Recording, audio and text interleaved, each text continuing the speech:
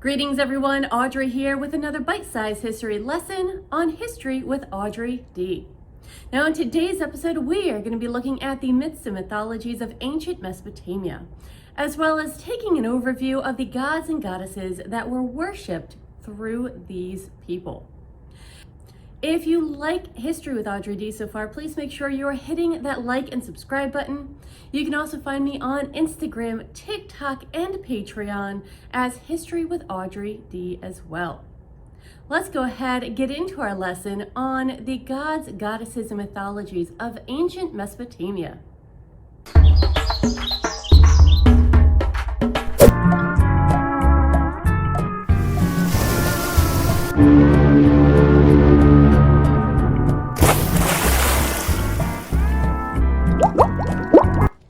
Our standard for today is again going to be standard 2, describe the emergence of early civilizations, and our learning goal for today is going to be to summarize the important achievements of the ancient Mesopotamian civilization.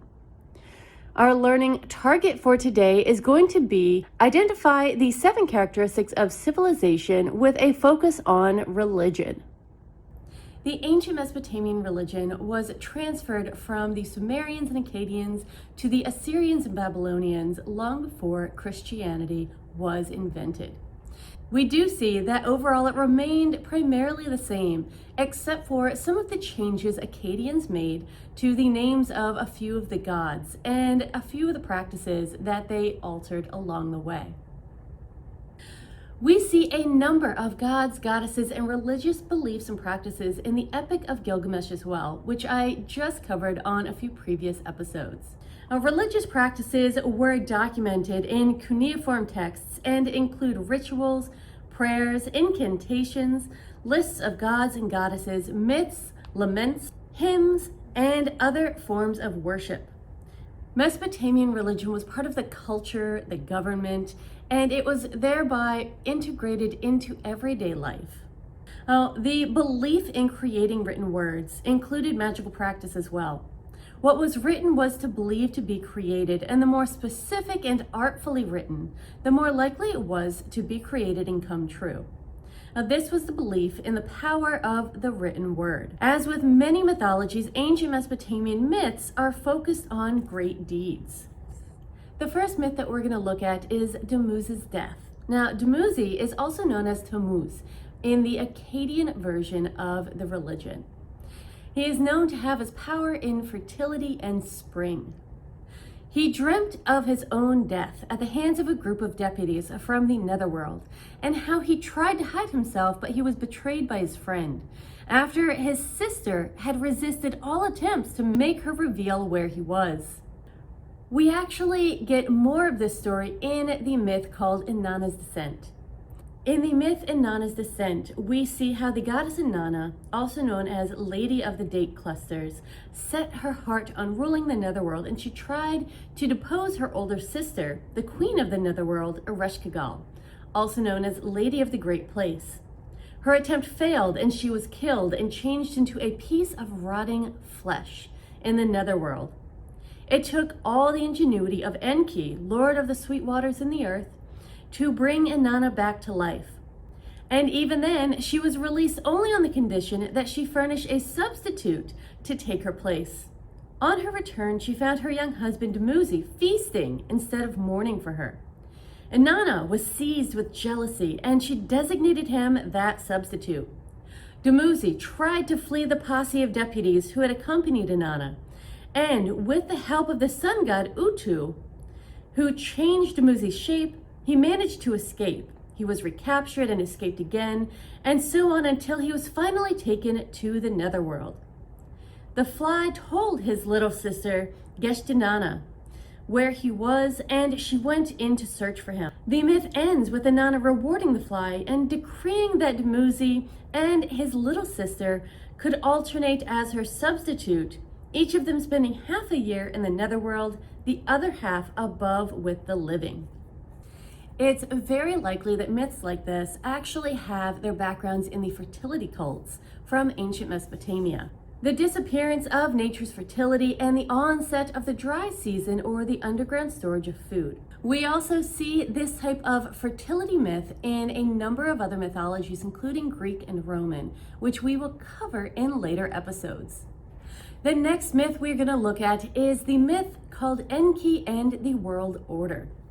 Now, this is one of the creation myths, and it is believed the birth of the gods and the creation of humans are both treated as myths. The god Enki is involved in the creation of a number of gods and goddesses. The birth of the gods and the creation of humans are both discussed as myths. Now, Enki is one of the gods who is known for bringing a number of other goddesses into the world. Let's go ahead and take a look at another one of the creation myths, Enki and the World Order. Ordering, rather than the creation of the world, is the subject of another myth about Enki. Enki and the World Order begins with long praises and self-praises of Enki. It describes how he blessed Sumer, Meluhha, which was a coastal region of the Indian Ocean, and Dilmun, now known as Bahrain. And it also tells how he gave them their characteristics, after which he turned his attention to the Euphrates and Tigris rivers, to the marshes, the sea, and the rains, and then to instituting one facet after another of the economic life of Sumer. It discusses agriculture, house building, herding, and so on. The story ends with a complaint Enki's granddaughter, Innana, that she had not been given her due share of offices, at which he patiently pointed out the various offices she had in fact been given and kindly added a few more. Now, this is also another great example of the interactions between the gods and the lands, and where we begin to see the 7 characteristics of civilization represented not only as civilization itself, but also in creation myths. We also have 2 different versions of the creation myths for humanity. Now, our first creation myth that we're going to look at is the myth of the creation of the hoe. Enlil removed heaven from earth in order to make room for seeds to come up. And after he had created the hoe, he used it to break the hard crust of earth in Uzuma, the flesh grower, a place in the temple of Inanna in Nippur.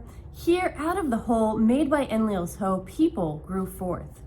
Another notion presented the view that humankind was created by select ingredients, by Enki or by Enki and his mother Namu, or by Enki and the birth goddess called variously Ninhirsang, Nintir, and Nima. Now, moving on from the creation myths, let's take a look at the gods and goddesses as well as their powers and really what their purposes were within ancient Mesopotamian mythology. Highest in the Pantheon and presiding over the divine assembly ranked An, also known as Anu in the Akkadian version of the religion. God of heaven, who was responsible for the calendar and the seasons, as they were indicated by their appropriate stars. Next came Enlil of Nippur, god of winds and of agriculture, creator of the hoe. Enlil executed the verdicts of the divine assembly. Equal in rank to An and Enlil was the goddess Ninsarag, also known as Nintir and Ninma, goddess of stony ground, the near mountain ranges in the east and the stony desert in the west with its wildlife, wild asses, gazelles, goats, etc. She was also the goddess of birth. With these was joined seemingly secondarily Enki, or Ea. God of the sweet waters of rivers and marshes, he was the cleverest of the gods and a great troubleshooter.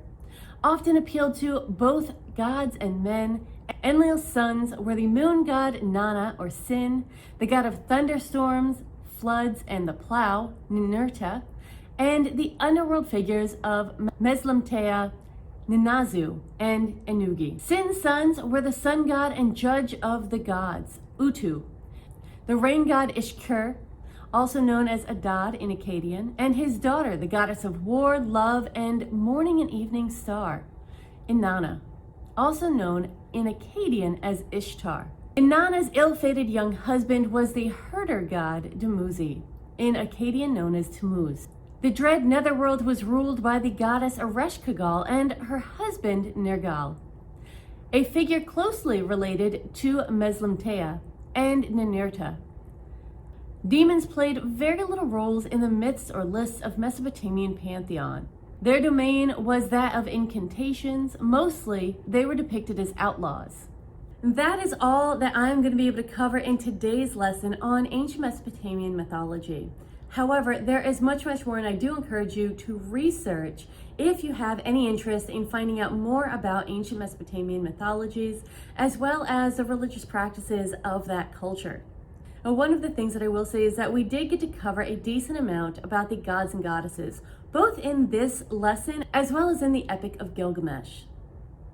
I hope you enjoyed this lesson. If you did, make sure you're hitting that like and subscribe button. If you have any questions, make sure that you put them in the comment section below, and I will do my best to answer them as soon as I can. And if there's anything you would like me to cover in one of my upcoming episodes, please make sure put that in the comment section below, and I will do my best to get to that topic.